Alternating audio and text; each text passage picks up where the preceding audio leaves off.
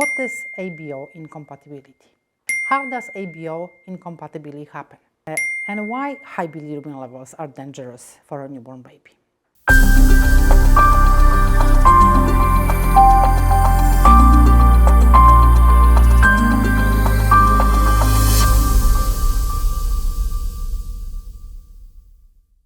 ABO incompatibility is a condition that happens when mother and her unborn baby have different ABO blood types, leading to a potential risk for the baby. What is ABO incompatibility? Blood types are determined by the presence or absence of antigens on the surface of red blood cells. There are four main blood types: A, B, AB, and 0, classified based on these antigens. When people who have one blood type receive blood from someone with different blood type, it may cause their immune system to react. Immune system of this person recognizes different blood type as foreign, and the immune system starts producing antibodies against this foreign different antibody that causes destruction of red blood cells. ABO incompatibility happens when the blood types of the mother and the baby are different, leading to a potential reaction between the mother's antibodies and the baby's red blood cells.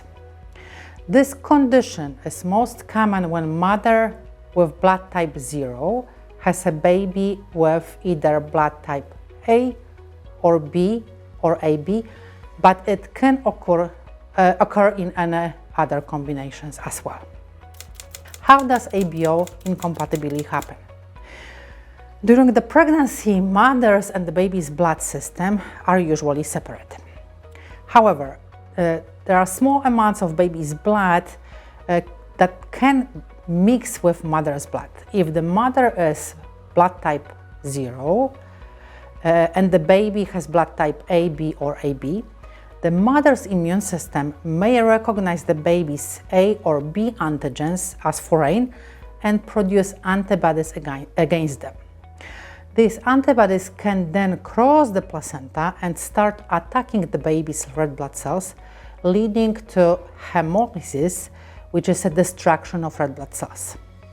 When red blood cells are destroyed, they release bilirubin that causes jaundice, so yellowing of the skin. How does ABO incompatibility affect the baby? First thing, jaundice, as I mentioned. The main concern with ABO incompatibility is jaundice, which occurs when the baby's body breaks down red blood cells at the rate that production of bilirubin is faster than the liver can process it. High levels of bilirubin can cause the baby's skin and whites of the eyes to appear yellow. While jaundice in newborn babies is fairly common in first days of life and usually mild, severe cases need to be treated promptly to avoid complications. And why high bilirubin levels are dangerous for a newborn baby? If bilirubin levels become excessively high, it can cross the blood-brain barrier in a baby and cause a type of brain damage that is called kernicterus. This can lead to serious neurological complications such as hearing loss. High bilirubin level can damage the auditory nerves and affect hearing. It can cause cerebral palsy. This group of disorders affects movement and muscle tone or posture, resulting from damage to the immature developing brain. Intellectual disabilities. High levels of bilirubin can impair cognitive functions, leading to developmental delays and learning difficulties. High level bilirubins can cause movement disorders, abnormal muscle tone, and coordination can result also from bilirubin toxicity. The destruction of red blood cells can cause jaundice, but also anemia. In case of ABO incompatibility, anemia is usually mild and does not cause severe symptoms. Diagnosis and monitoring ABO incompatibility and jaundice. Early detection and treatment of high bilirubin levels are crucial to prevent these complications. What tests help to diagnose the problem? Number one, bilirubin levels. Bilirubin levels indicate how much bilirubin is circulating in the baby's system, which helps to assess the severity of jaundice. Then the next test that medical team will perform is complete blood count, CBC, hematocrit and retic count. The medical team checks number and type of blood cells, including a count of red blood cells and reticulocyte count. Reticulocytes are young red blood cells that are made by baby's bone marrow in response to destruction of RBCs. Retic count is high in cause of anemia. This helps to diagnose anemia and its severity. And direct Coombs test. This test checks for antibodies that are causing the destruction of red blood cells. A positive result can confirm the presence of hemolysis due to ABO incompatibility. What is the treatment of ABO incompatibility? The first line of treatment is phototherapy. Phototherapy is a common and effective treatment for hyperbilirubinemia in newborns. It works by using light to break down bilirubin in the skin, making it easier for the baby's body to eliminate bilirubin. The baby is placed under special blue spectrum lights, which are the most effective for breaking down bilirubin. And these lights can be delivered via overhead lamps and or light-emitting blankets. Bilirubin in the baby's skin absorbs the light, which changes its structure and makes it water-soluble. And this process is called photooxidation, and the altered bilirubin in this way can be easily excreted in the baby's urine and stool. Now, if phototherapy treatment is not sufficient, meaning high levels of bilirubin are not responding quickly enough to phototherapy alone, and rapidly increasing bilirubin levels are indicating severe hemolysis, the healthcare providers may consider administration of IVIG. What is IVIG? IVIG consists of pooled immunoglobulin G, IgG, antibodies that are extracted from plasma of thousands of blood donors. For ABO incompatibility, the primary goal of using IVIG is to reduce the immune system's attack on newborn's red blood cells by neutralizing the mother's anti-blood group antibodies that are causing hemolysis. How does IVIG help in ABO incompatibility? IVIG works by several mechanisms. Neutralizing antibodies. Those IVIG are antibodies that can help to neutralize the mother's antibodies attacking the baby's red blood cells. IVIG can block the receptors on immune cells that would normally bind to the antibodies attached to red blood cells, reducing destruction. What to expect during IVIG treatment? IVIG is administered intravenously. It's administered slowly over a period of several hours to minimize side effects. While IVIG is generally safe, there are potential side effects associated with its use. Some babies may have mild allergic reactions such as fever, rash, wheezing.